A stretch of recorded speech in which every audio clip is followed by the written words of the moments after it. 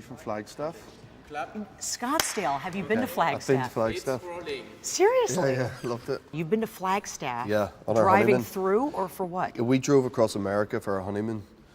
Yeah, started in San Francisco, ended in New York, 5 weeks, and we did a night in Flagstaff. Loved it. Oh, that's really wonderful. Loved it. Yeah. You know, we have In-N-Out Burger in Arizona, in Scottsdale. We Do have you? golf courses. I feel like you guys could have a second home there. Listen, golf and burgers is like literally two of my favorite things in the world. I'll watch the kids. Your wife can have a spa day or go Done. golf. Yeah, Let's there we do go. it. Are you sad? Are you relieved? A combination of both now that this is coming to an end? I think a combination of both. You know, it's nice to be sat here and have been able to make all three, and there been enough interest to make all three, and them to have made so much money and be a success, and you know, hopefully satisfy the fans, and you know, everything has to come to an end, obviously, and you're also keen to move on. And as much as this is such a unique job, and there's so much attention and scrutiny and on it, but it is still just a job, and they are just characters we're playing, and you know, you just sort of think, right, as an actor, you just move on to the next thing. But this one's different, and we might never do a job that has so much attention on it again, which might not be a bad thing. This starts out, you guys get married and you navigate the typical first year of marriage problems, like when the architect is hitting on your husband and what was the biggest adjustment for you in your first year of marriage? What was the hardest thing to get used to?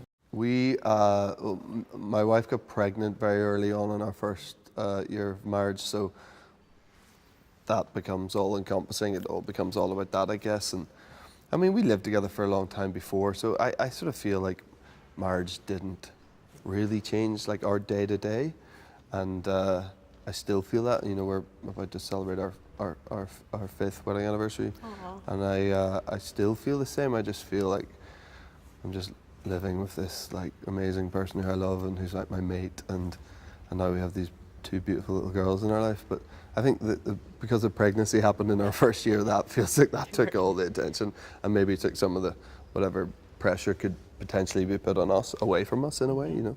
A similar storyline in this film. Please tell me your reaction in real life is a little different than the reaction Christian Grey has in this film. Yeah, I remember talking about that a lot on the day, being like, this is not how we should be reacting to this. You know, mine was definitely more joyous. Yeah, definitely. I'm a woman, obviously. You've talked about how your wife has not seen the films, but let's be honest. I'm a woman, my husband's in 50 Shades of Grey movies. I'll tell people I'm not seeing them, but I'm seeing them. Do you think she's seen them secretly but just doesn't want us to know? There's no way. She hasn't.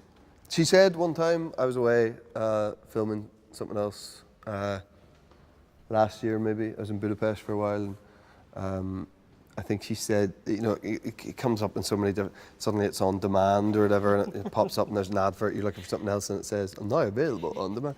And she says you did have like a minute where she sort of hovered over the select button and then decided not. But we have this idea of watching it when we're like in our 80s, and it doesn't really matter. With the kids or without the kids? I'm pretty sure that the kids won't be involved. Yeah, I don't think they will either. If we're in our 80s, we'll probably have grandkids by then, potentially, so they definitely won't be involved. Yeah, we'll see. The soundtrack, obviously great, and for those who may not know, you actually are on the soundtrack. Yes, I didn't know that until quite recently myself, so it's a bit of a shock to me. Yeah. Yeah, but you've got a great voice. I know you say you don't love your voice. I know you've been in a band before. It's good. Okay. No, you really don't think you, because Dakota is convinced that you know you have a good voice. Dakota. I mean, listen, I think it's fine, probably. I actually genuinely haven't heard it. I don't know what it sounds like on this, in this particular, and maybe I'm amazed, which is an amazing song. And you don't want to sing amazing songs. You sort of don't want to sing songs that are famous for being beautiful and amazingly sung, because you just think you're not going to do it any service. But yeah, it's on there. I think it's only like 1 minute and 15 seconds, which is too long. No, it's not. It's actually good, and the soundtrack's so good. It's funny because in the films, obviously, every time you get intimate, and there are many scenes, sure. Here comes a great song to go along with the action. That's true. What is the most romantic song, in your opinion, just in general? God, I don't know. Romantic song. Probably "Sweet Thing" by Van Morrison. It's a great song. Yeah. Anything off Astral Weeks. It's the best album of all time. So. They just wrapped me, but you said you're getting ready to celebrate your 5-year anniversary. Yeah. I smell another trip to Arizona for that. Oh, maybe, yeah. Scottsdale. All the golfers live in Scottsdale. Oh, they sure do. Don't they? And they all go cycling and stuff. Yep, there's like cycling, there's dirt biking, there's everything. Yeah. And it's always sunny. Yeah, right. Yeah. Cool. Hey, it's a pleasure. Thank you so Gee, much. see Thanks you for your now. time Thank you. today.